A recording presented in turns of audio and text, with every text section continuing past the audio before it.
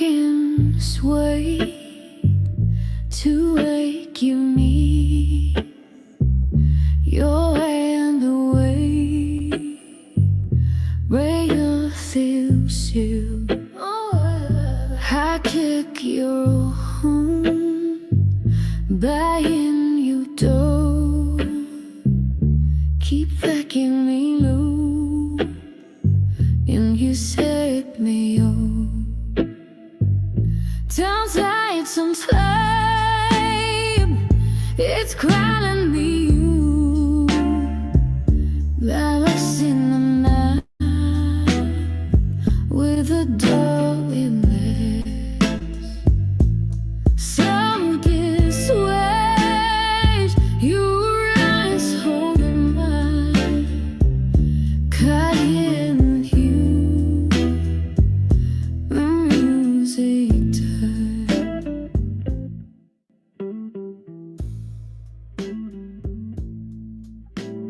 Well, happy Wednesday, and welcome to Dave's After Hours Trivia Club Live. Step inside the lounge, grab your drink of choice, and settle in.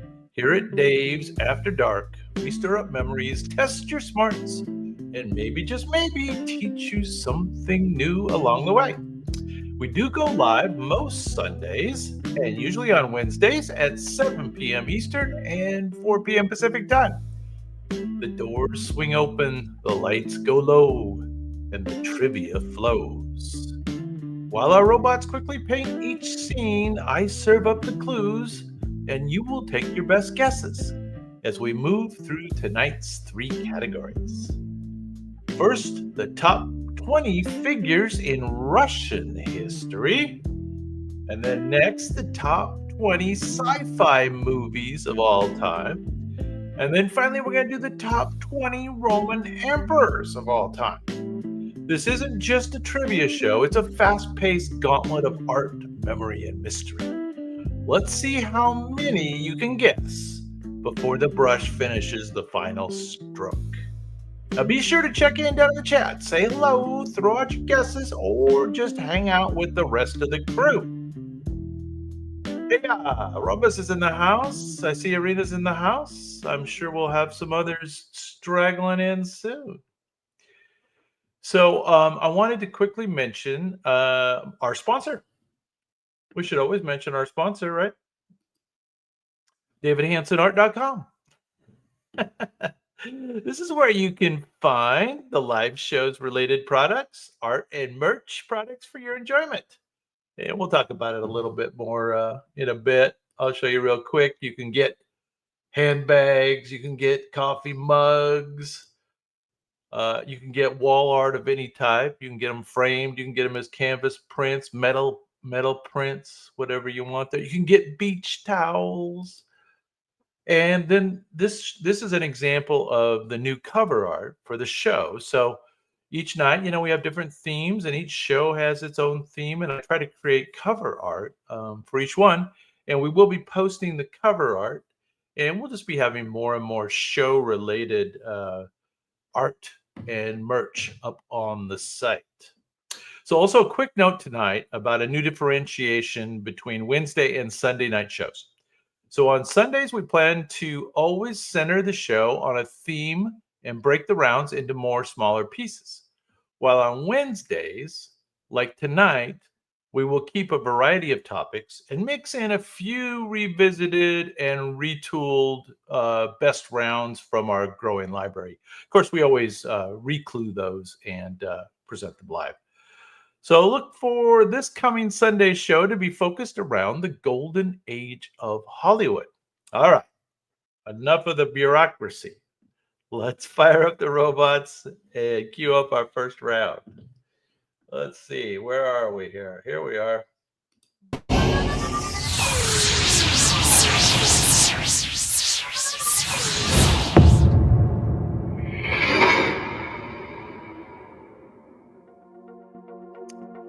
Okay, this is where I tell you that you know the rules. Robots paint, you guess, and I give some clues along the way. Once again, we're going to be doing the top 20 figures in Russian history. So number 20. You're going to know a lot of these.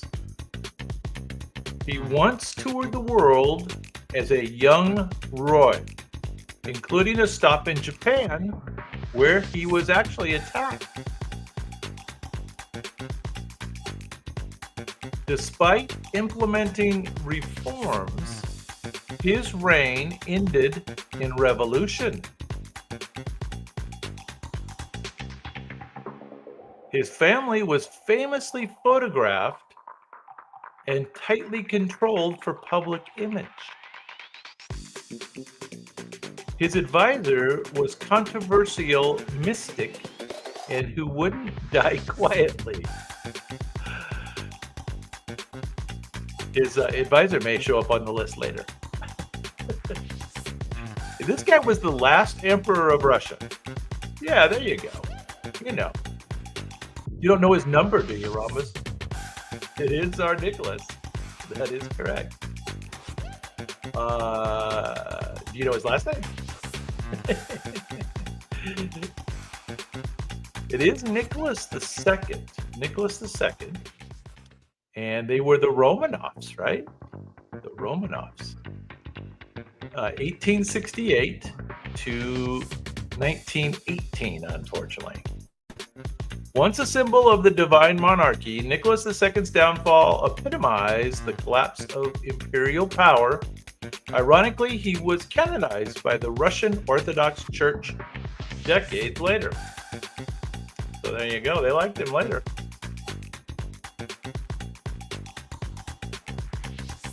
Well, according to the robots, it's Nicholas II. And it's Romanovs. All right, number 19. So going back just a little further, this was a real important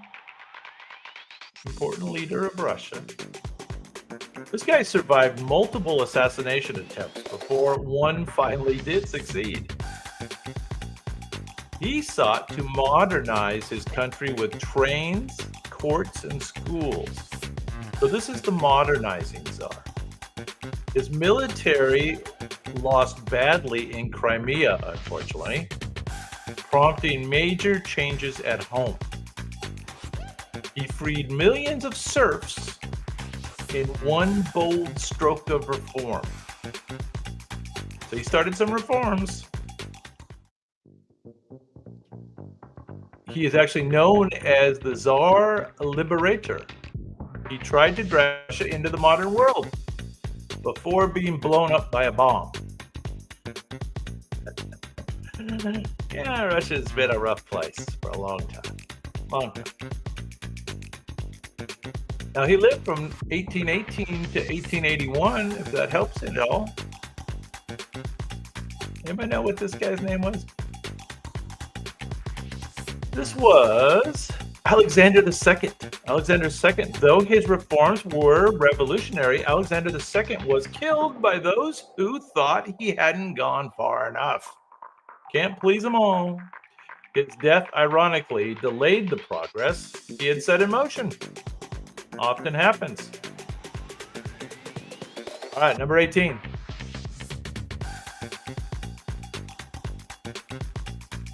He once packed 90 suitcases for a single trip. Don't know how this relates. His dreams literally helped him organize things. He predicted the existence of elements before they were discovered. He's a scientist. He's a mad scientist. He was obsessed with vodka, specifically his ideal alcoholic beverage.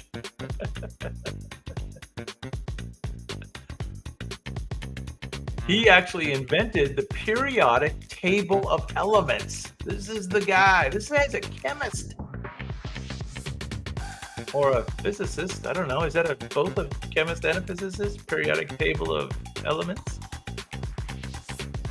Anybody know this scientist? He's got the hair going, don't he? A lot of these Russian guys have the straggly beards. Manly beards. Dmitry Mendeleev. Mendeleev. Dmitry Mendeleev. Mendeleev's chart turned chemistry into a structural science. He also helped standardize Russian vodka at exactly 40% for science, of course. I wonder how he had to experiment with what was the right percent. All right, another scientist of sorts, number 17. This gentleman didn't start out studying dogs. He began with digestion. His laboratory became famous for its bells and bowls.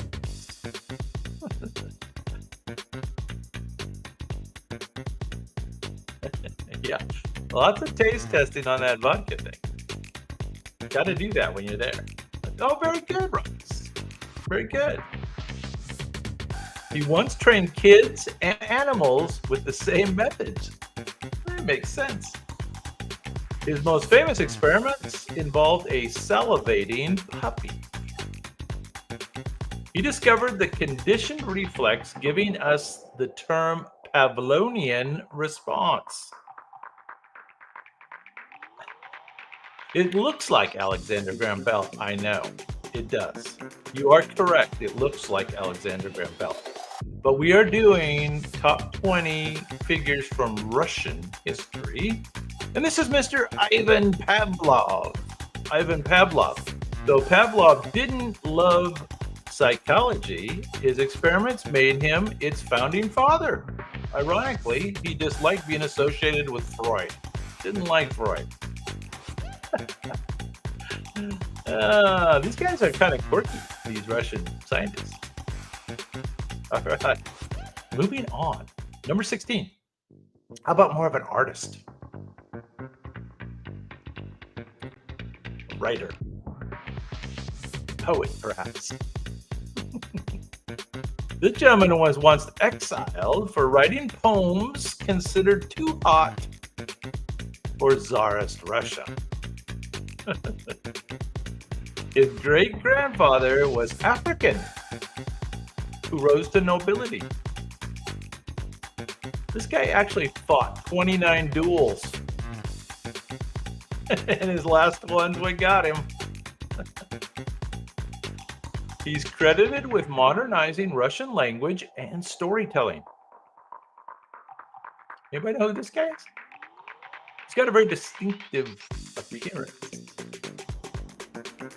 He is Russia's national poet and the father of Russian literature.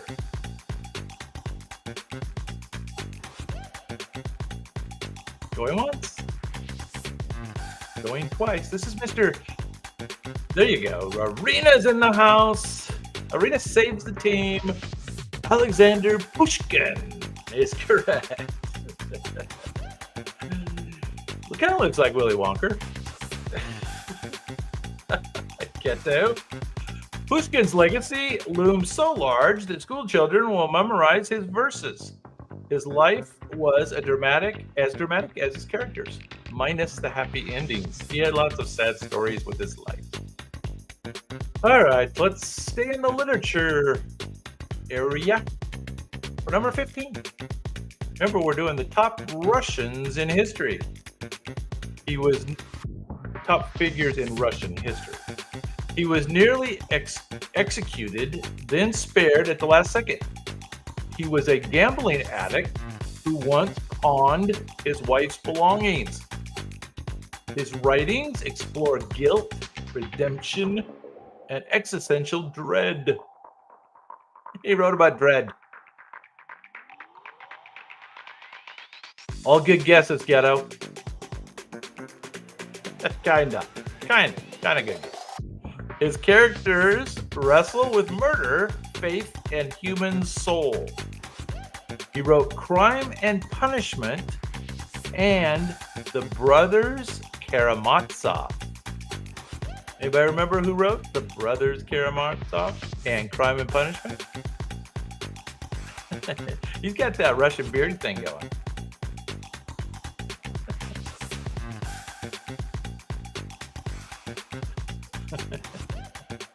Those are all good guesses, Kevin.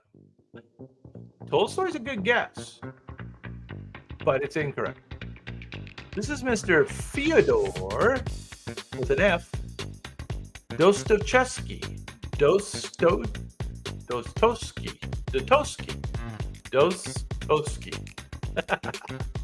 Dostoevsky's work shaped modern literature and psychology alike. His philosophical intensity made him a favorite of both scholars and midnight thinkers. There you go. Moving on. Now let's get a little political. You'll probably recognize the rest of these guys. Fyodor, yeah, Ghetto. Very good. It was Fyodor. All right, you know this guy. He had a distinctive birthmark and a Nobel Peace Prize. He allowed people to criticize the government on live TV. Unheard of in Russia. I don't think they allow it anymore. He was the face of pizza ads in the 1990s.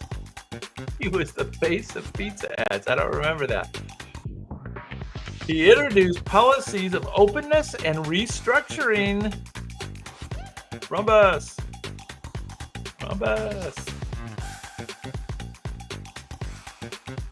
He was the last leader of the Soviet Union. It's the birthmark, Ghetto. It's the birthmark. You're correct, Arena and Rhombus.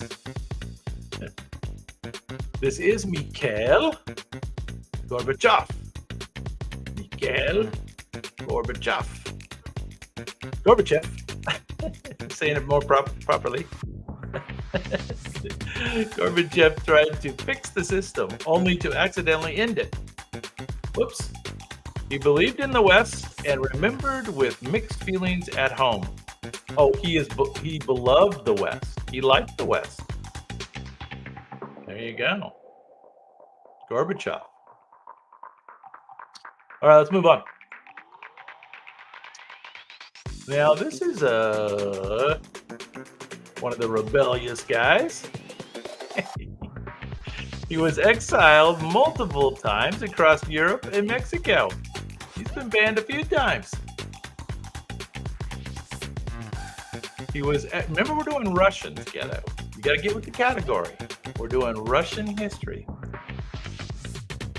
He founded a worldwide revolutionary organization. His weapon of choice, fiery speeches, and a sharp pen. He built the Red Army from scratch. Unfortunately, he was assassinated with an ice pick in Mexico. Correct, Rhombus. Very good. Very good. Yeah, this is like one of the original Bolshevik guys, right? Leon Trotsky. He was always kind of battling with the other guys for power and stuff. Yeah, Trotsky is correct. Leon Trotsky. Trotsky dreamed of global revolution and paid for it in blood. His exiled diaries read like the ultimate what might have been tale from the 20th century politics. So if you read his diaries, he says the way it should have been. The way it should have gone down. And it didn't. Oh well. Win some, you lose some. Number 12. Remember, we're doing famous figures in Russian history. Number 12. This gentleman once danced on stage during a rock concert on TV. He climbed a tank to rally against a coup. Yeah, there's a famous picture of him in downtown Moscow climbing on top of a tank and giving a little speech. He loved democracy, vodka, and late night calls to world leaders. Not necessarily in that order. He oversaw the chaotic fall of the USSR. So when Gorbachev left. This is the guy that took over. He was Russia's first post-Soviet president. There you go. Arena. Hey, Ghetto, you're in the right country. Good guess. What is Mr. Yeltsin's first name? Anybody remember? You are correct. This is Mr. Boris Yeltsin, born in 1931 and passed in 2007. Yeltsin was a reformer in a world of crisis. To this day, he's a symbol of wild freedom, economic mayhem, and the 90s in Russia. There you go. Let's go to number 11. Kind of looked like John Adams, I guess. Kind of, a little bit. All right, let's go to the world of music. The world of music. This gentleman composed a frenzy, then doubled every note. He's famous for composing complicated. His melodies are still played at every ballet recital ever. Did some good work. He was deeply emotional and hid a personal secret from the public. This is the guy who created the Nutcracker and Swan Lake. Now that's pretty good, right? He qualifies. Yeah. He is the most beloved composer in Russian history.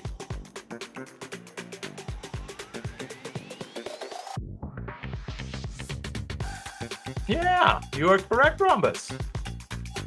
It's hard to say his whole name, so I'm going to start working on it right now.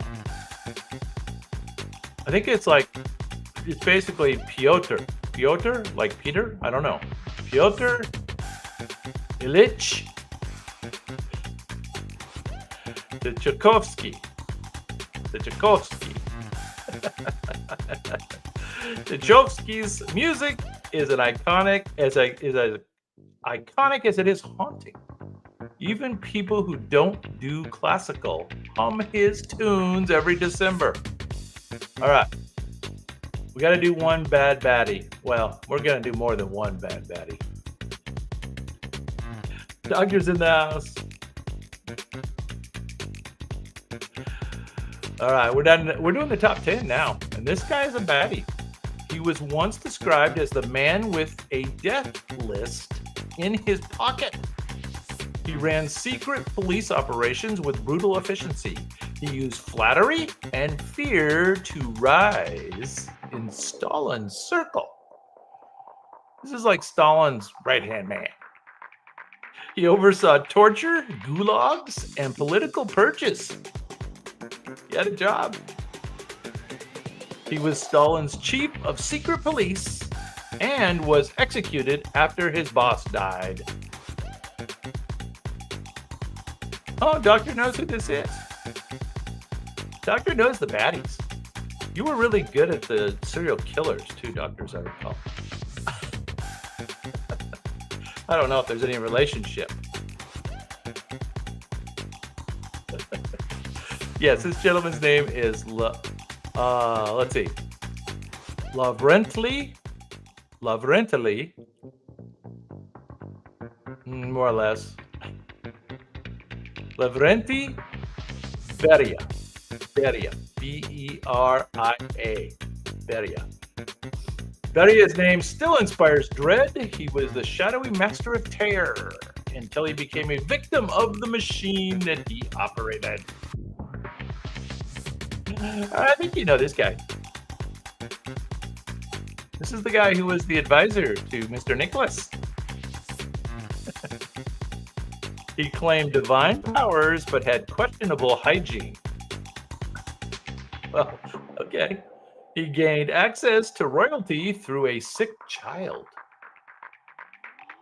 His enemies tried poison, bullets, and they tried to drown him. He was a mystic with wild eyes and wilder rumors. Yes, all right. You guys all know this. Dr. Rambus. Yeah, I know. Alex is missing out. I think Alex might be working tonight, unfortunately. But we will reprise this sometime when Alex is in the house. And we may even do a whole night on Russian stuff. We'll do a Russian-centric night. So yeah, it's a bummer he's missing this. You are correct, of course. This is Mr. Grigory Rasputin. Rasputin is a mix of holiness and scandal made into legend. The only thing more dramatic than his life was his death, many times over. I guess they tried to kill him a bunch of times and it didn't stick. I think it was the mystic thing. He kept coming back to life. He might have been a vampire. Don't know. All right, I think you know this guy. This gentleman actually orbited Earth in a metal capsule smaller than a smart car. His famous first words, "Let's go." He became a Cold War hero overnight.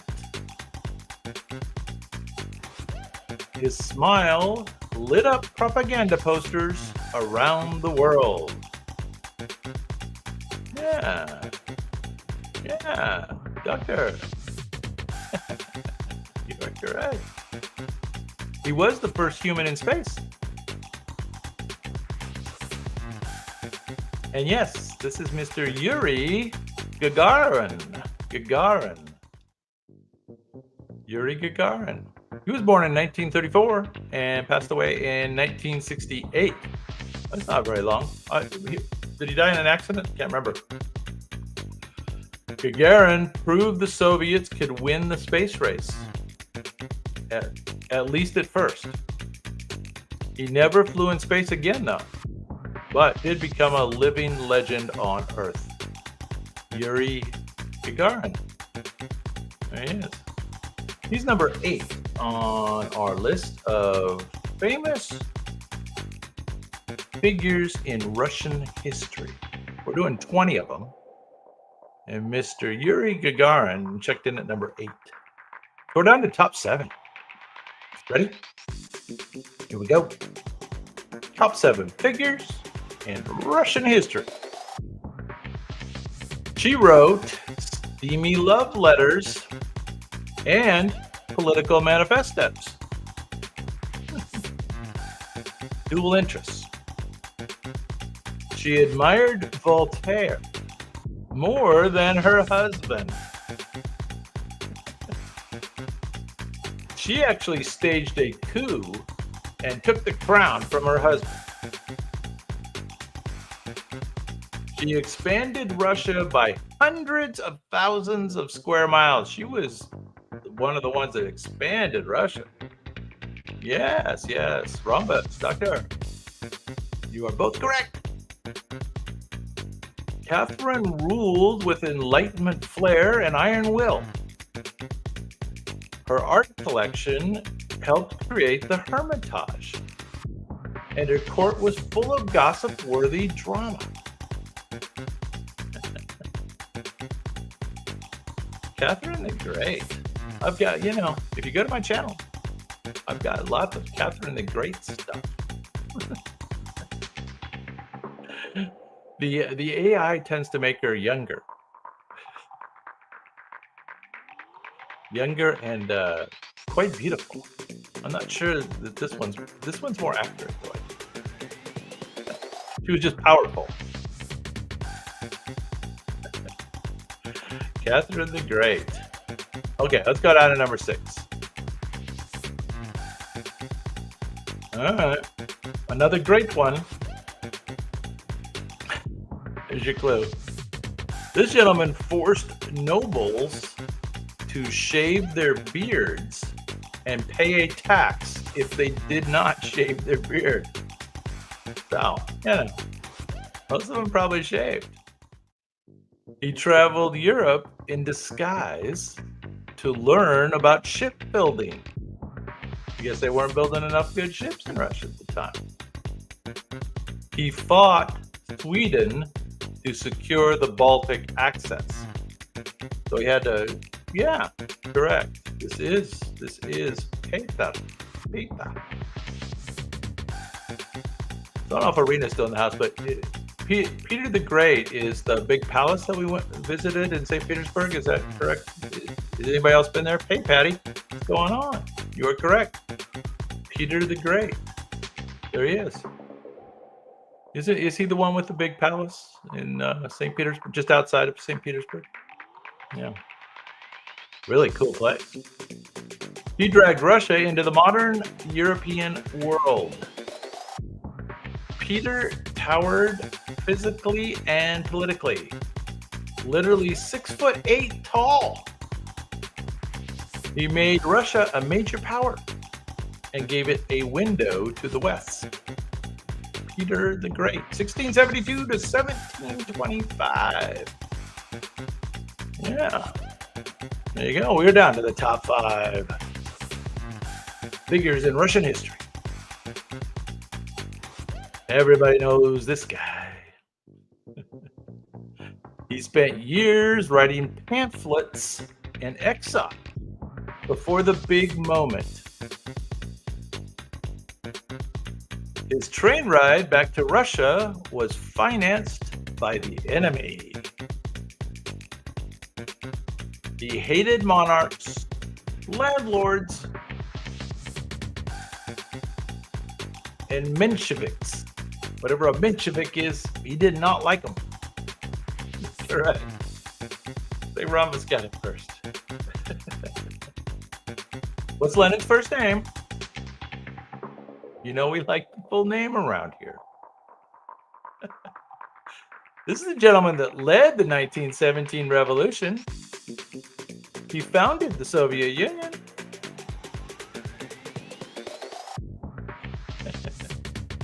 Yes, Lenin is preserved in a glass tomb, still watching over Red Square. His idea, I guess some people can go inside of Lenin's tomb and see him still sitting in the glass box. I don't know if they got him frozen or what. Not sure about it.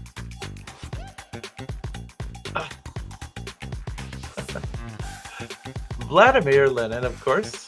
Yeah. Oh, Arena's even got an extra first name. I don't know what that means.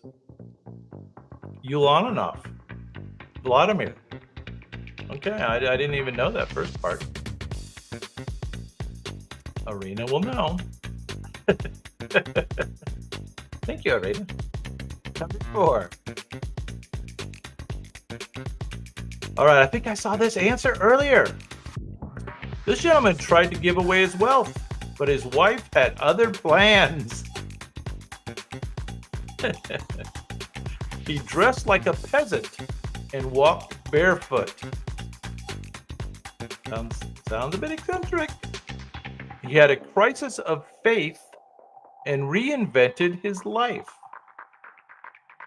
This is the gentleman who wrote Anna Karenina and a little book called War and Peace.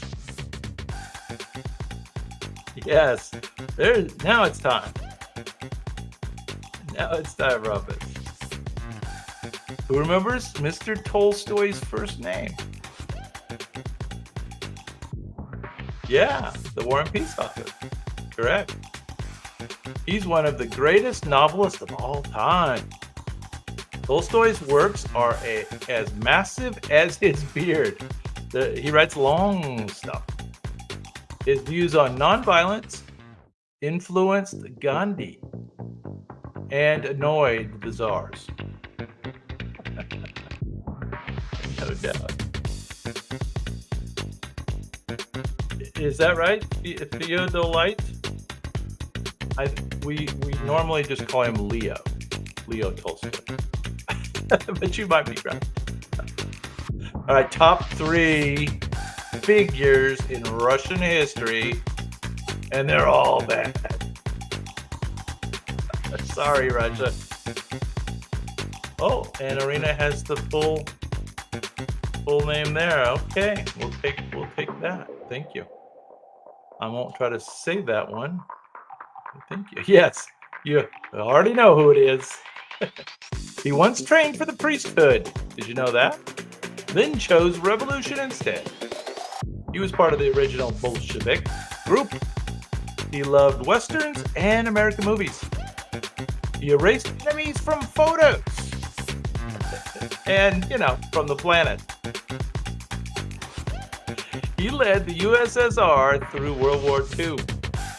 He ruled through fear, purges, and killing millions. Yes. Joseph Stalin. Don't they call him like Papa Joe? Papa Joe, is that right? Joseph Stalin. Papa Joe? Not sure. I think so. Papa Joe? Stalin shaped the 20th century through sheer force. His reign is remembered with both awe and terror. A contradiction he'd probably enjoy. Maybe. He's a baddie. Oh, and Arena's got the whole thing for us. Thank you. Appreciate that. Those middle names are tough. I'm not going to attempt those middle names. The middle names are like the maiden, the wife's family name or something. Maiden name? I don't know. Something like that. All right, number 2. Another baddie. This is a little bit older baddie. This baddie was born in 1530. He had a terrible temper and a worse childhood. He built a spy network before it was cool. He's the first one. He accidentally killed his own son. It's a baddie. He founded Russia's first centralized czardom. Yes, Dr. Ann Rhombus' team effort on the answer. And did you realize that he was the first Tsar? The first Tsar. He was Russia's first Tsar. And he lived up to his nickname. Yeah. What was Ivan's real last name, I wonder? Ivan the Terrible is all I've got on here. Ivan, something Russian. Who knows? Who knows Ivan's real last name? Ivan the Terrible, born in 1530, passed in 1584. Ivan's paranoia was legendary. He's credited with uniting Russia and terrorizing it. All right, we're down to the last Russian. And according to our robots, the most important figure in Russian history. Yankovic. Like Weird Al. I got a Weird Al story. You guys, I always got personal stories. I actually went to college with Weird Al. In my class, in architecture school. Can you believe that? Weird Al has a degree in architecture. During the college years is when he became famous on Dr. Demento. Weird Al. I got a Weird Al story. Well, we'll have to pull out all the Dave stories sometime, and we'll do pictures for them. Yes. So you know who this guy is. He's been in power longer than most czars. He reshaped Russia's image at home and abroad.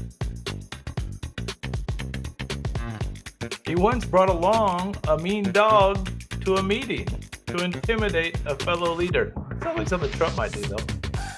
Putin is the most recognizable and controversial modern Russian leader. Whether strategist, strongman, or survivor, he's defined 21st century geopolitics. Mr. Vladimir Putin. He was born in 1952. And there it is in Russian. In case we want that. Hey, Patty, what's going on? Patty's still in the house. Didn't scare her away yet. Oh, Merkel's the one afraid of the dogs. That's funny. Well, it was kind of fun. Yeah, too bad Alex wasn't here. Certainly wish he was. It's hard to select which rounds to do when, but we can always bring them back at a time that's more convenient for them. Anyway, let's move on to our second round.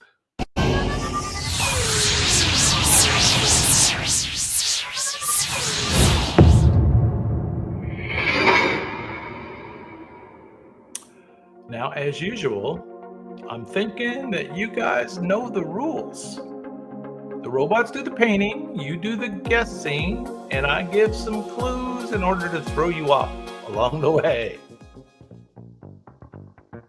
The clues are rarely helpful. All right, once again, we're doing the top 20 sci-fi movies of all time. Top 20 sci-fi movies. Here we go. It begins with a bold experiment in teleportation. But things go wrong when a tiny, uninvited co-pilot enters the machine. Slowly, the scientist begins to transform, both physically and psychologically. His body horror becomes as tragic as it is grotesque. Yes, okay, you guys know. Dr. Rumbus. And who's the star there? Who knows the star of The Fly? It was pretty gross. Pretty gross, right? Anybody remember the star? The director, David Cronenberg's The Serial Vision of Science Gone Wrong combines tragedy with terror. Be afraid. Be very afraid. You guys are correct. It is The Fly. And, oh, yeah, Vincent Price was the original. And yeah, Dr. Jeffrey Goldblum.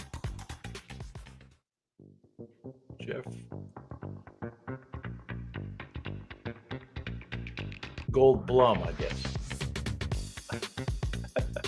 Yeah, Blum is good. All right, number 19. This one might be a little hard, a little older.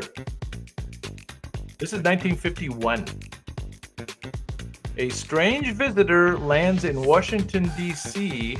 during a time of global tension. He brings both a warning and a very tall robotic friend. Military leaders don't react very peacefully to his message. The alien says, okay, I gotta get this right. Klaatu Barada Nikto. Klaatu Barada Nikto. Nikto. Yeah, you know it. You guys both got it. Rhombus, Doctor. Klaatu Barada Nikto. And fans never forgot that. This film warned humanity to grow up. Or, if you don't grow up, you're gonna get wiped out. It's still eerily relevant. There you go. The Day the Earth Stood Still, 1951. There you go. All right, this one's harder. Good luck. A little more obscure. It's like a sleeper good movie. The sleeper good one. In a bleak near future, humanity faces extinction due to global infertility. Hope arrives in the form of an unexpected pregnancy. Usually that's a problem. Or I guess sometimes that's a problem. The world has devolved into chaos and brutal police states. That sounds familiar. A disillusioned bureaucrat finds a cause worth dying for. Anybody remember the name of this movie? This is the global infertility movie. Alfonso Cuarón's one-shot chases made this dystopia feel terrifyingly real. One-shot chases. So he kept the camera rolling through the whole chase scene. Sounds pretty cool. Anyway, though, this was called Children of Men. Children of Men, 2006. Okay, yeah, gave you a chance. Number 17. The hero dies, then he dies again, and again. Every death resets the day in a war-torn future.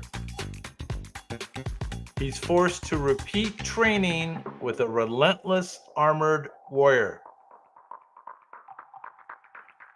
Oh, your answer didn't go through. How about this one?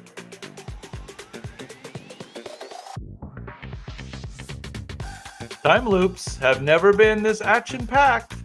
Tom Cruise and Emily Blunt blast aliens while reloading the same day. Jacob's Ladder. Must be a different program. What's going on, man? Good to see you. Antoinette. This is Sci-Fi's. Famous Sci-Fi's. This film proved you can die 1,000 times and still win. And bonus, it's way funnier than it has any right to be. Madao's in the house. Madao's in the house. Rhombus had it way up there. I see it. Edge of Tomorrow. Edge of Tomorrow. That is correct. That's correct. Number 16. Isolation, snow, and a dog. There's your hints. That's it. Trust dissolves as one among them isn't human anymore. The monster copies its victims perfectly, but leaves clues. Oh, you guys know this one already. Kurt Russell has a beard and a flamethrower. It's paranoia, sci-fi, and horror all rolled into one Arctic nightmare. It was Antarctica, right? Yeah, I think so. The Thing, 1982. John Carpenter's cult classic was dismissed at first, and it's revered as the ultimate Who's the Monster movie. I guess that's true. That's a genre, right? Who is the monster? All right. Yeah, that was a pretty quick answer there. All right, number 15. All right, now I need the full title on this one. You'll see why. A new Blade Runner hunts rogue beings while discovering his own origins. The future is neon, snowy, and eerily quiet. It questions memory, identity, and manufactured souls. All right, so see, you don't have the right answer yet. You're on the right track. Ryan Gosling walks into Harrison Ford's dusty retirement. It's a haunting sequel that dares to deepen the original. Stuart! Very good. We needed the full answer. Blade Runner 2049 is correct. But it wasn't made in 2049, obviously. It was made in 2017. Visually stunning and philosophically rich. It made AI look more human than most humans. That's definitely true. Oh, the next one's one of my favorites. The next one. I think I just like the lady. A coder is summoned to test a beautiful, mysterious robot. It's the way we like them. The creator is equal parts genius and creep. Yes, he is. The AI seems too smart for her own good and yours. Hey, the gang's all here. Glad you guys are here. Correct, Meta. Way to break through the chit chat. It's a good. Hey, you guys like this, don't you? I love this movie, and I'm an architect, so I kind of like the setting is all that cool house, right? Very cool house. So I like that part too. The power dynamic flips with unsettling elegance. It's a sleek psychological thriller about the birth of artificial consciousness. Yes, it is. What was her name? In the Ava. More intimate than your average robot movie. It leaves you asking who's testing who.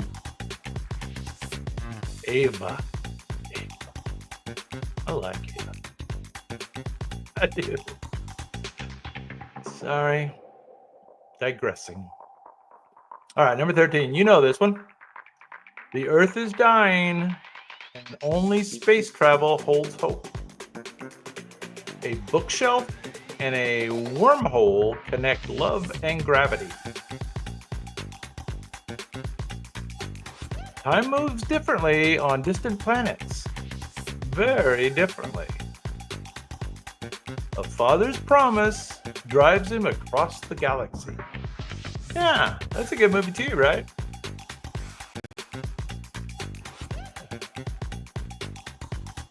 All right.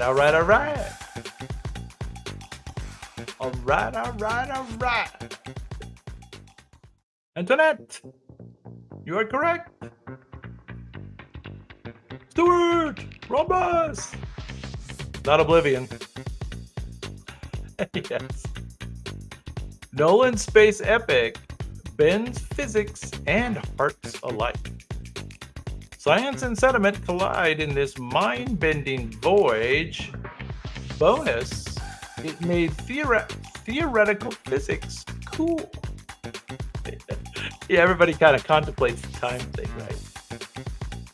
I don't know. I didn't like that scene where he's in the wormhole or something, and he's seeing all the bookshelves or something. I forget it. I thought the effect was a little weird. But anyway, I'm getting picky. Number 12. A young man enjoys Beethoven and ultraviolence.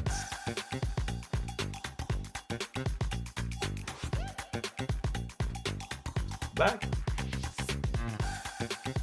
The state tries to reform him through extreme conditioning. He goes from villain to victim in Kubrick's twisted moral fable. The film's fashion and slang became instant cult icons. I was cured all right. Yes. You guys all knew this one. Wonder Boy's in the house. Good to see you, Wonder Boy. Maddow, Rumba, Stewart. You all correct. Weird movie, right? This is going back a bit. The Clockwork Orange. Kubrick. Yeah, you knew Kubrick had it in him to do that later movie with Tom Cruise and Nicole Kidman, right? What was that one called? Forget. How soon we forget. Eyes Wide Shut. Eyes Wide Shut. I think we'll do a whole category on Eyes Wide Shut, so we can show lots of pictures. Number 11. All right. Revenge is best served cold, especially in space. Did I ever say that one was Clockwork Orange? I think I did. Explosions, epics, and Shakespeare all collide. Spock's final line became legendary. Now, the robots think it's the best Star Trek movie, and it's not even close. Yes. Yeah, you guys all know your sci-fi. Yeah.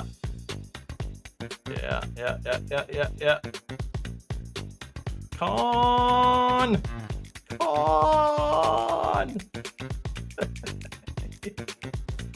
He's still kicking, man.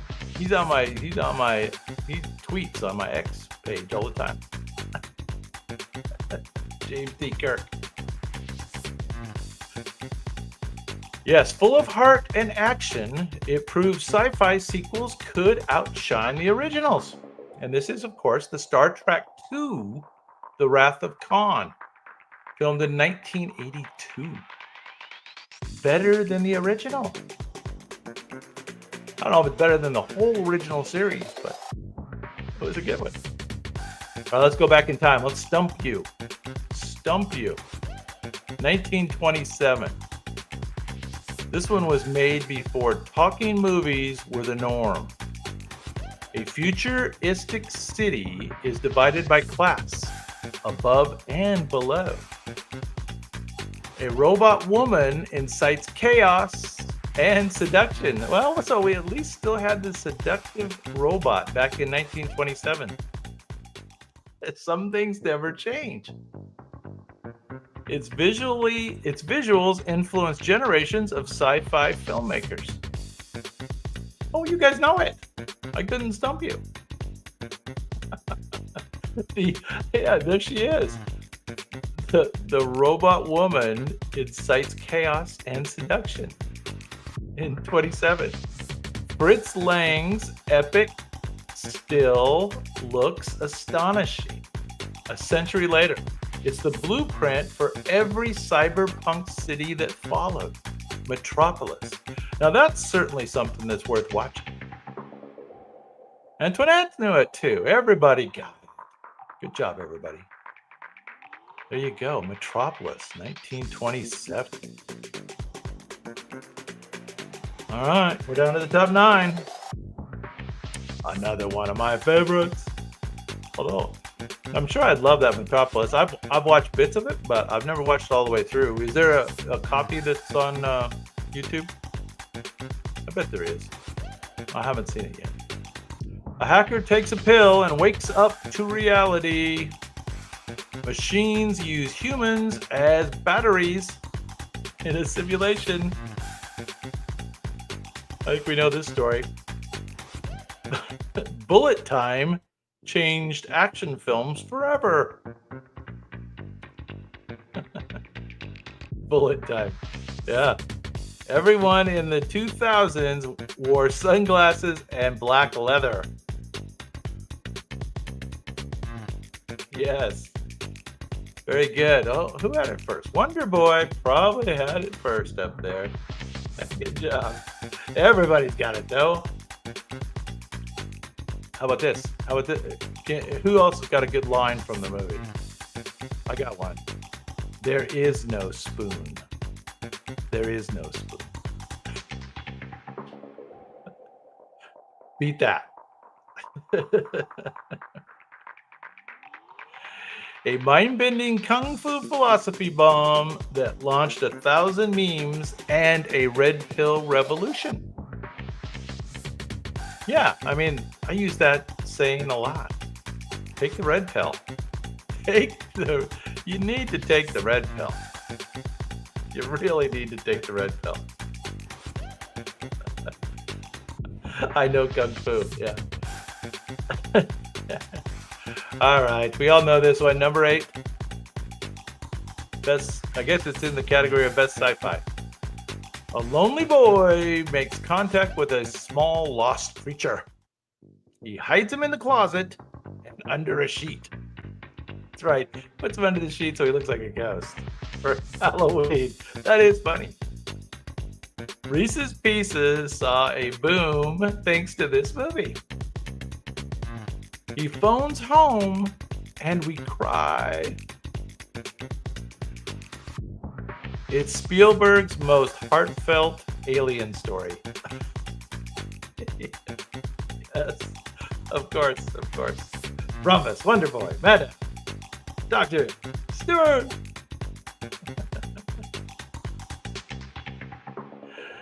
A touching tale of friendship that melted hearts across the galaxies. Just don't watch the government seams without tissues. That's right. There are some creepy government scenes in it. You remember all the tubes and all that stuff? There you go. Elliot. Very good. All right, number 7. Who our favorite? Number 1 with a bullet. All right, it's number 7. A mysterious black monolith appears again and again. I know that was weird. I couldn't figure that out at first. I tried. The artificial intelligence doesn't follow orders. I'm sorry, Dave. I'm sorry, Dave. I can't do that. Oh, I don't have it quite right. I'm sorry, Dave. I'm afraid I can't do that.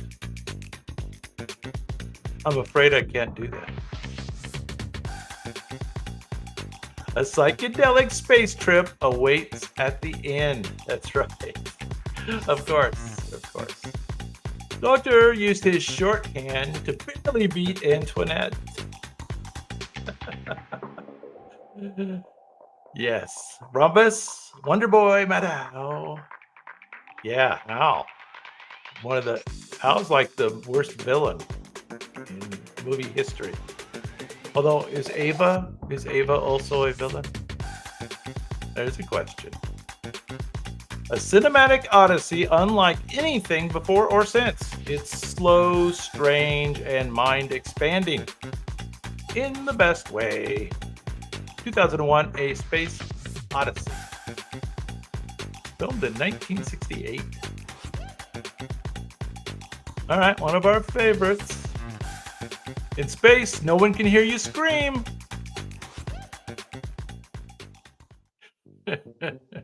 A spaceship crew discovers an egg. Always a bad idea. It's always a bad idea. Always. A creature bursts out. Yeah, he bursts out all right. The final girl fights back with a flamethrower. So you always gotta have a flamethrower. It's horror and sci-fi in perfect, terrifying harmony. Yes, indeed. Looks like maybe Rhombus got it first. Yeah, this is a good movie too.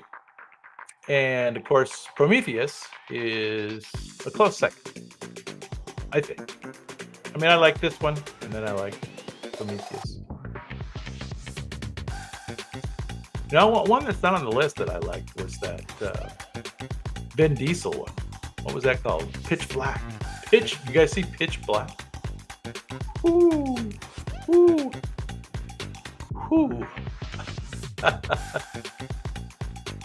Alien, of course. All right, number 5. I think we know this one, but I do need the full correct answer. A princess, a farm boy, and a scoundrel walk into a galaxy. Lasers, lightsabers, and a planet-killing weapon abound. A cloaked villain breathes heavily and swings a red blade. Luke, I am your father. It started with a crawl and changed movies forever. It's the original space opera. All right, let's see who's got the full correct answer here. Star Wars is, of course, correct, but in episode 1, that's a good cheat. That's a good cheat, Meadow. There you go. Rhombus has the whole thing.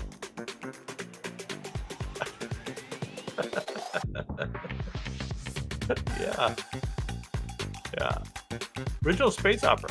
George Lucas launched a universe and a merchandising empire. This is where the Force began. I wonder if they knew when they got going on that thing how big it potentially could be, like all the merchandise and all that stuff, and the land in Disneyland and being bought by Disney and all that stuff. I wonder if they knew. All right, number 4. This is the one that's maybe the most pertinent today. He said he'd be back, and he came back better. A killer robot turns into, and I need the correct full answer. A killer robot turns into a protector. Liquid metal redefined the bad guy. Explosions meet extraterrestrial dread. Arnold's catchphrases became legend. Yes. Now, how about let's see. Oh, Meadow had the whole thing. Looks like Meadow had the whole thing. Correct. Everybody knows. This is a cool shot from the movie. Remember the liquid metal guy just wouldn't quit, would he? Terminator 2 Judgment Day. James Cameron delivered the rare sequel that outgunned the original. Hasta la vista. Boring sci-fi. Once again, the second one was better, right? That doesn't happen very often, but it happened again with our next one. Number 3. I think a lot of people think this was the best of the series, and I do too. So there's your clue.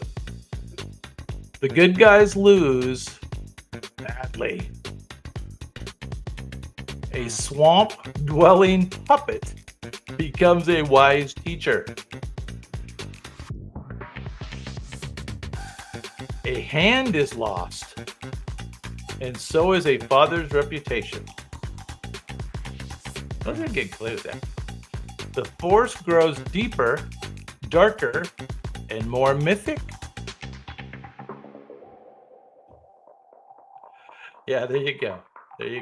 That's all good. Rhombus is on to my methods. I am your father, Luke. Oh, yeah, I guess he doesn't say Luke, right? I am your father. The rare sequel that deepens everything. It's darker, smarter, and fans' all-time favorite. The Empire Strikes Back. Yeah, I love those early scenes where they're like on the snow planet and the walkers, right? The battle scenes, the walkers, and all that stuff. That was awesome. All right. Number 1. The future is rainy, neon, and morally confusing. A cop hunts machines that look just like us. They just want more life, Father. You remember that line? Oh my gosh. Tears in the Rain became one of the film's most haunting moments. Yes. Rutger Hauer, right? Rutger. It redefines cyberpunk, the question of what it means to be human. And there you go. Yeah, original Blade Runner. There you go. So yeah, the Battle of Hoth. Correct. Oh, what are we looking at? We're looking at something completely different. I don't know. Robots run amok. Can't explain it. Do you know what this one is? Who knows this one?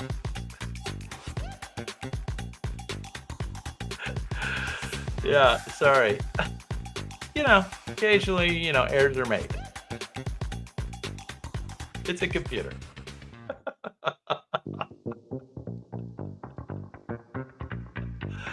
I don't know what happened there. I guess we got a bonus one slipped in there. Sorry. My bad. Oh, I'll give you the clues for this one. Sorry. But you answered correctly for the clues, ignoring the picture. So I appreciate that.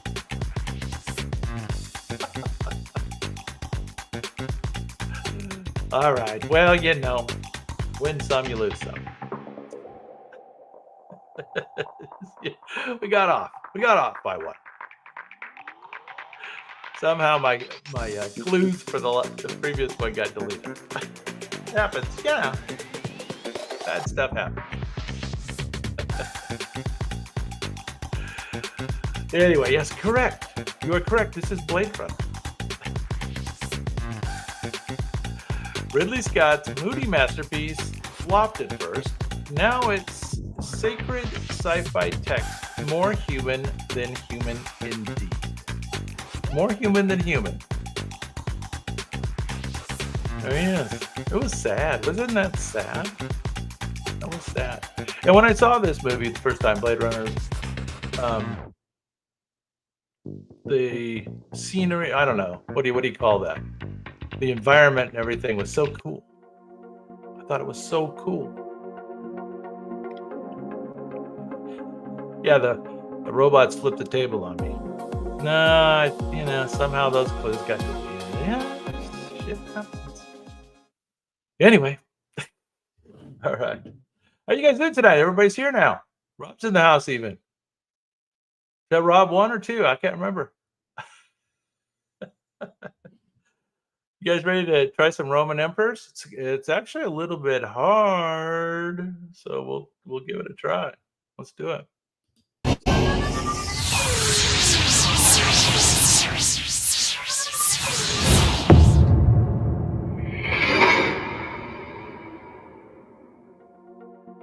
All right, now you guys know the rules. Robots do the painting, you do the guessing, and I try to keep the clues straight as possible along the way. No guarantees. Top Roman emperors. Simple instructions.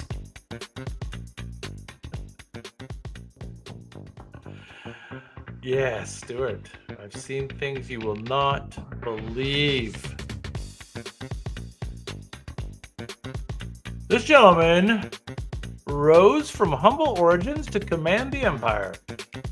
He introduced a system that split Rome into 4 rulers. He aggressively persecuted Christians across the empire. Like any good emperor would do, he retired to grow cabbages in his seaside palace.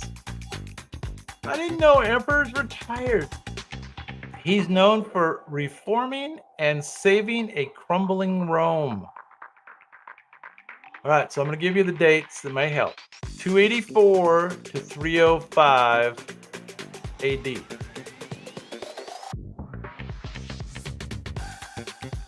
This is the guy that retired to grow cabbage.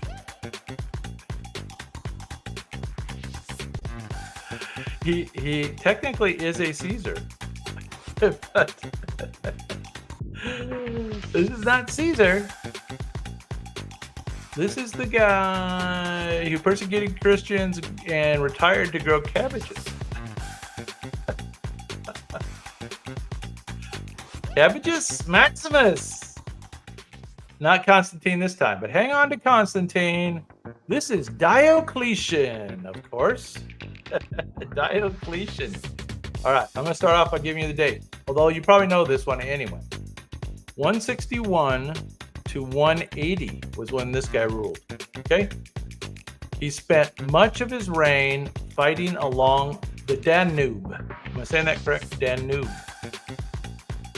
He kept a journal that is still read in philosophy classes today. That's the key clue. His stoic calm contrasted with chaos of plague and war. Gladiator fans remember him. His son didn't live up to his legacy. Yeah, he had a bad son. Yeah, you guys know this one. Very good. Rob, Stuart, you're correct. He's the philosopher king who wrote Meditations. And you are correct. This is Mr. Marcus Aurelius. Yeah, father of Commodus. Commodus, bad guy. Marcus Aurelius showed that wisdom and power don't always conflict unless your heir is Commodus.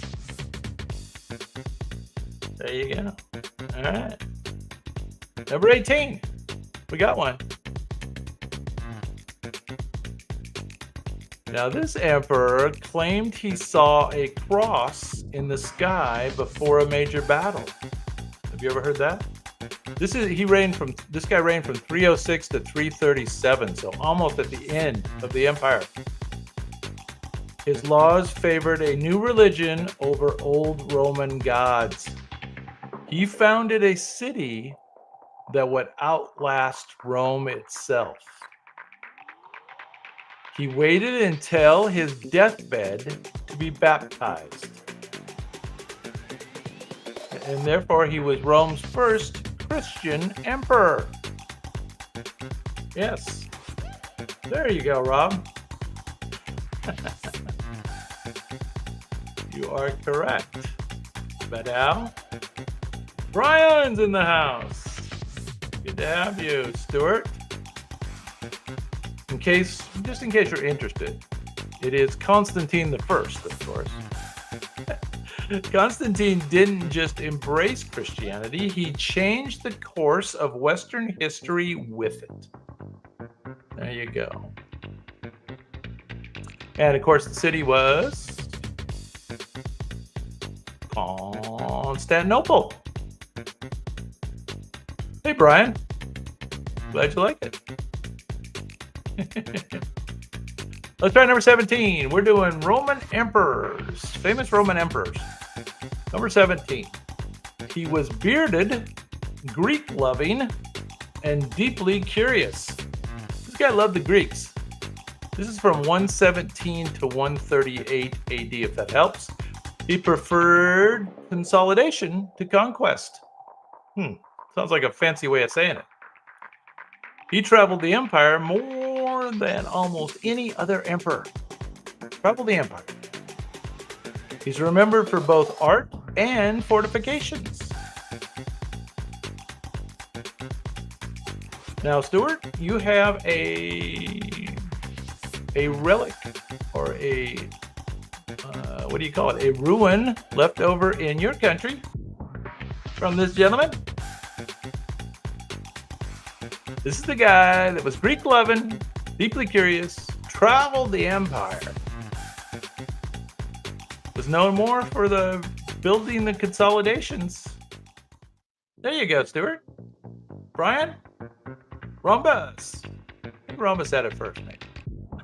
I think we have to give it to Rhombus first. X. X marks this spot. Hadrian is, of course, correct. Hadrian's wall stands as proof that even empires have limits and great construction crews. Still standing. There you go. Number 16. Famous emperors. Roman emperors, of course. This gentleman expanded the empire to its greatest territorial reach. His victory in Dacia brought in tons of gold and trouble. His massive forum and column still stand in Rome. So this is the guy who built the forum and the famous column in the forum. He was born in Spain, not Italy. He was a soldier emperor beloved by the Senate. I'm going to give you the date. 98 to 117 AD. So pretty early in the empire. This is not Adrian. We did Adrian last.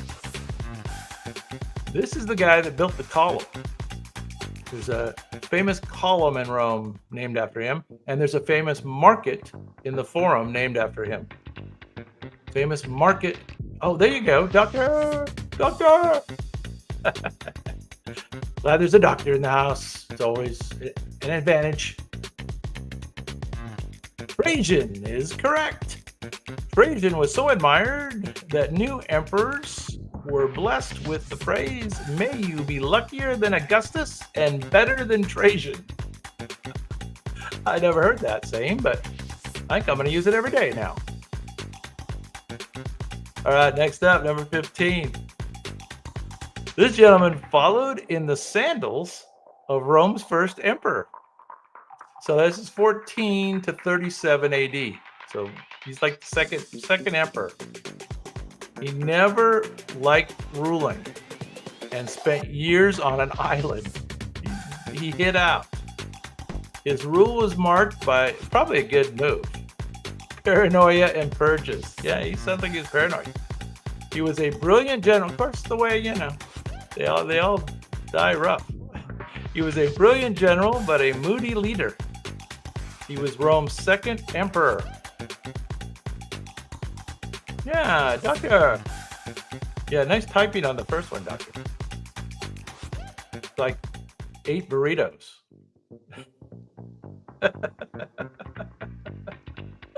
But you are correct, doctor. Tiberius kept the empire running, but lost the public's love. Even emperors sometimes want to be left alone. Yeah, it sounds kind of interesting that he hid out on the island. There you go. All right, now everybody's favorite. Coming up. Well, I don't know about everybody. Some people's favorite. 6 people. This gentleman, or this emperor, thought he was Hercules and dressed like him. He actually fought in the arena, and he cheated. He renamed Rome after himself. His wild reign was one gladiator short of total chaos. This is the bad guy from the Gladiator movie. This is the guy. And the truth is worse than the movie. Correct. Yes. Brian Stewart, Doctor. This one is Commodus. Yes. 180 to 192. Commodus's reign ended with a strangulation in a bath. Oh, nice. Somebody strangled Commodus in the bathtub. Rome collectively sighed in relief. There you go. All right. We're down to number 13. Number 13. This gentleman was co-emperor with his brother briefly. He extended Roman citizenship to all free men, mainly to tax them. Yeah, you could be a citizen. Empty your pockets. He's remembered for luxurious baths. So this is how I remember him, because I'm into the architecture thing in Rome. Luxurious baths and deadly paranoia. He killed his sibling and built public works. His temper was as famous as his legions. This is the guy who built the baths. And this is how, in the second Gladiator, they kind of confuse storylines, right? They kind of confuse storylines. He killed his sibling and built public works. His temper was as famous as his legions. Yeah, there you go. Very good. Dr. Brian, both correct. This is Caracalla. The Baths of Caracalla. Yes. Caracalla's mix of generosity and brutality was pure imperial whiplash. Bipolar. Happens. All right. Oh, and this is everybody's favorite. I forgot. This guy now started ruling in 37 to 41 AD. His nickname means little boots. Okay. He may have made his horse a senator. He demanded to be worshipped as a living god. His rule was short and absolutely wild. And they made a famous X-rated movie about his rule. Yes, you are correct. Dr. Brian, Rob. He demanded to be worshipped as a living god. He's Rome's most infamous lunatic on a throne. There were a few, right? It's hard, they kind of go against each other.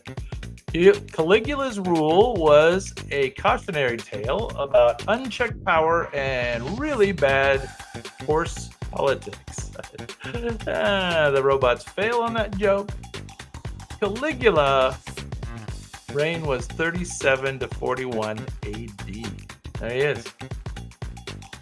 Wild and crazy, Mr. Caligula. Great movie, though, right?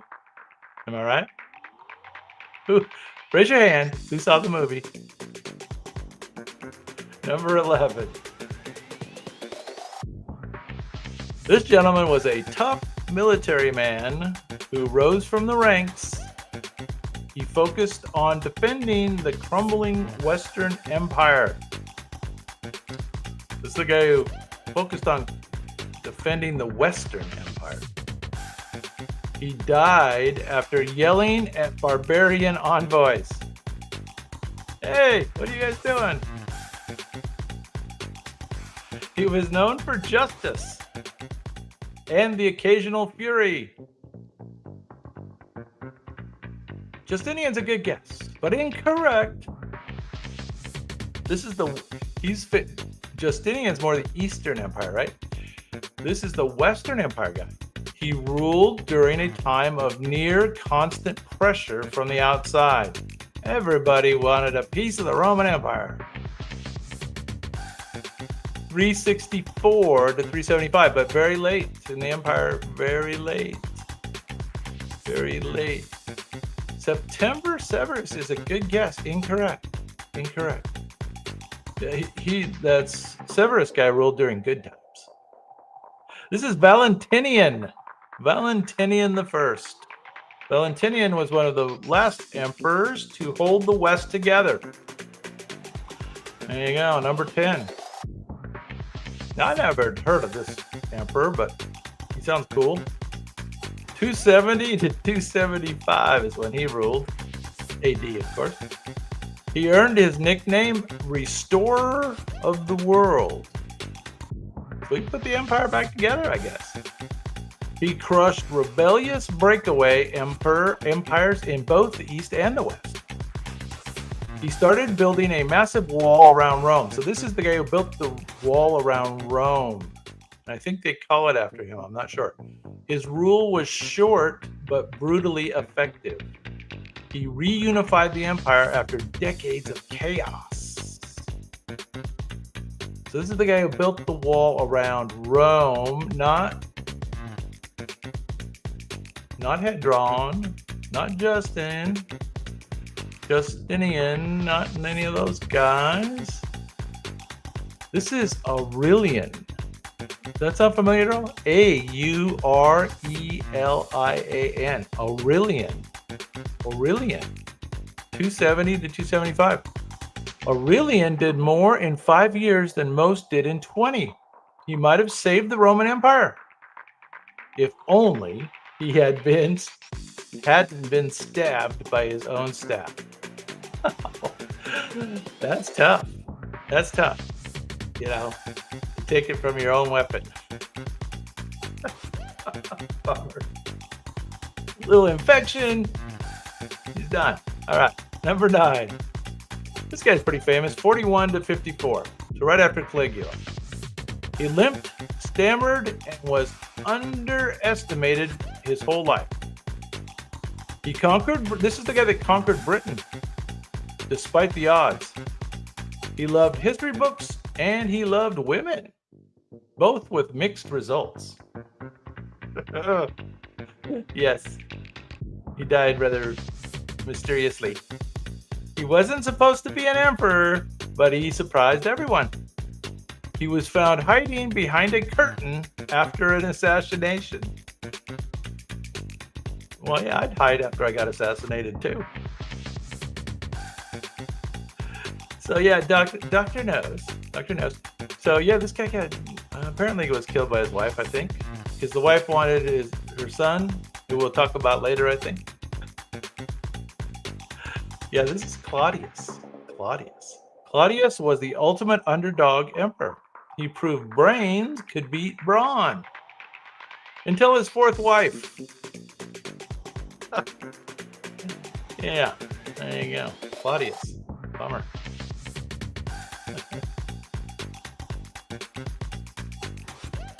All right.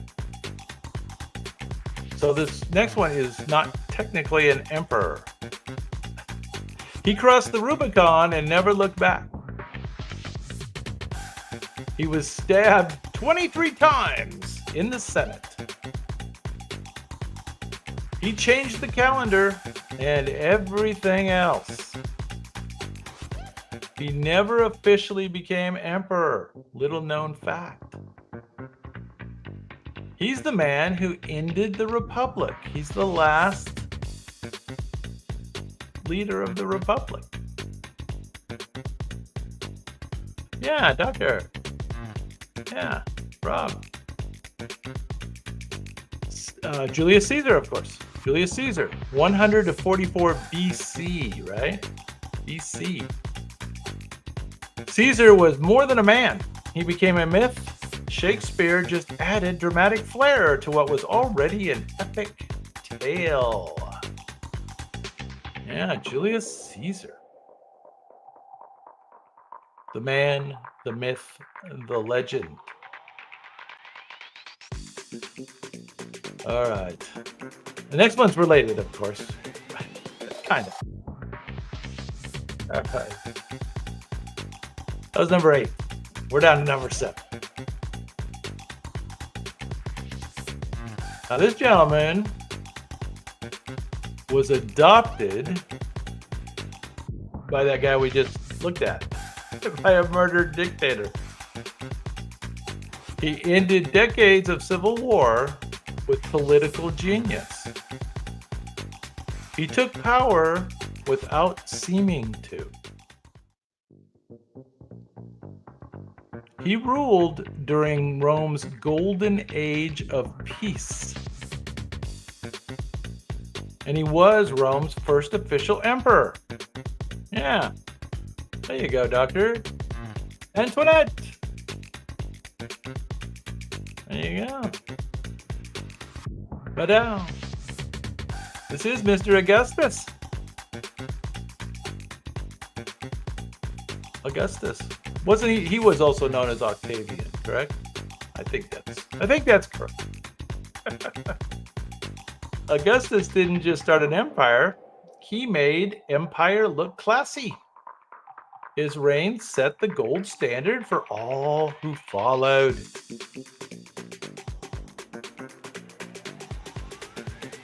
Yeah, the Doctor knows his Roman emperors and serial killers.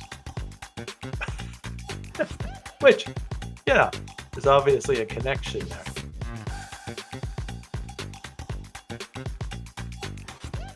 And and European Union leaders. They're all kind of tied together. All right. Now politics. Number 6. This gentleman marched on Rome during a chaotic power struggle, 193 to 211 AD. He strengthened the army and the emperor's authority. He was the first emperor from Africa. He was actually born over in Africa. He advised his sons to enrich the soldiers and scorn the rest. So he was an army guy, military man. His family made the Kardashians look stable.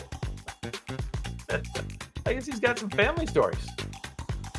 This guy though, he expanded the empire on the east a lot, north up into like what, Yugoslavia and all that, you know, Czechoslovakia. All over the place. You remember who this is?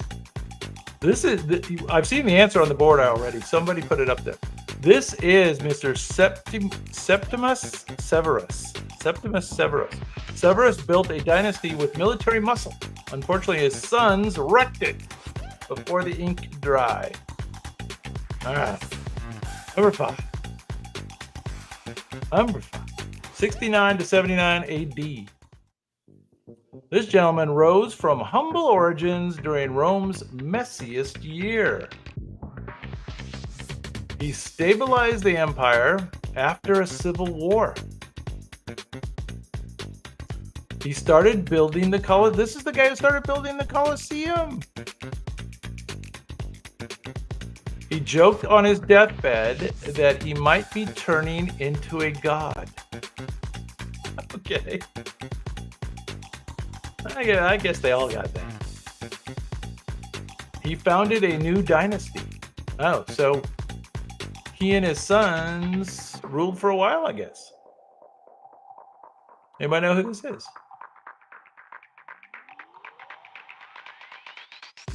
This is the guy who made Rome laugh again. And he rebuilt it too. A practical emperor with a dry wit and concrete results. This guy built a lot of stuff with concrete. 69 to 79 AD. Maximus Thrax. I like that. Not Titus. This is Vespasian. Vespasian. There you go. Okay, let's move on. Number 4.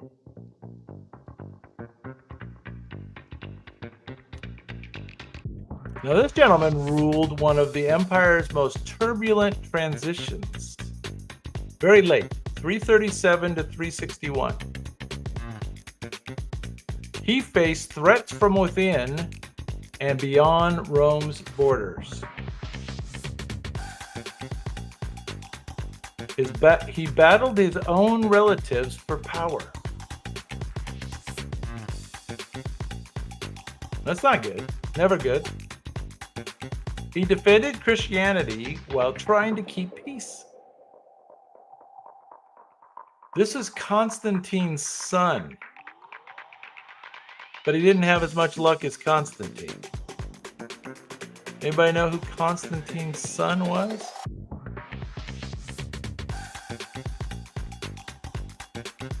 Constantine's son. Yeah, that's what doctor. Yeah, another, well, kind of another Constantine, but it's a little different. It's Constantius the second, actually. Constantius II kept the empire running during a delicate balancing act. Family feud meets imperial power struggle. All right, top 3. Here we go. Now, this is kind of late in the game. This is basically after the fall of the Roman Empire.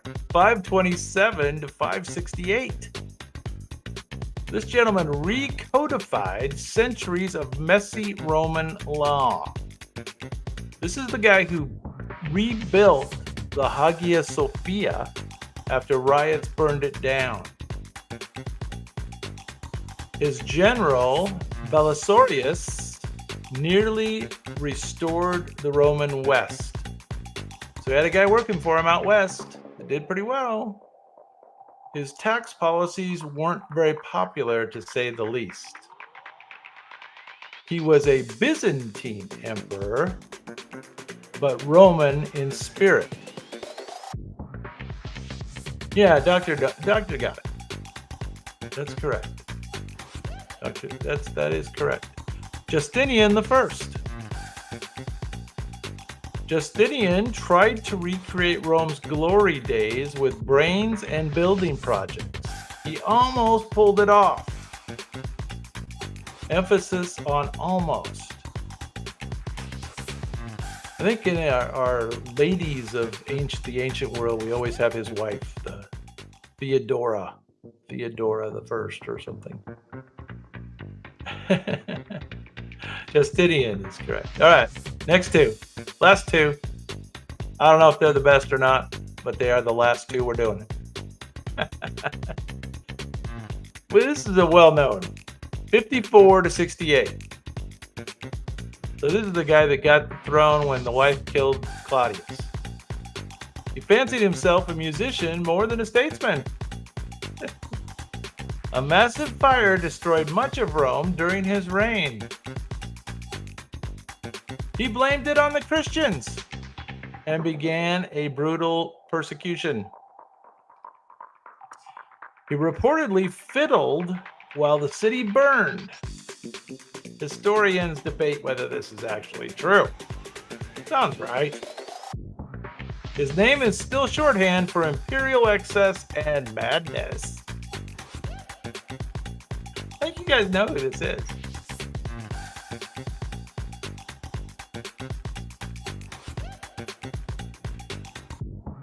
Who is this? The wife killed Claudius and helped this guy get into the throne, and then this guy killed his mom. And then he's the one who fiddled while Rome burned. Nero, of course. Nero. That's right. All right, last one. Yeah, this is definitely not the top emperor. This guy is 379 to 395. He made Christianity the official state religion of the empire. He banned pagan festivals and closed the temples. He was the last emperor to rule both the East and the West together. So this is the last time it was all one empire. His policies deeply shaped the future of Europe. His death permanently split the empire into two pieces. This is the guy. Well, it wasn't Constantine at the time. No, it wasn't Constantine. This is the guy who oversaw the end of the whole Roman Empire. He laid the groundwork for medieval Christendom.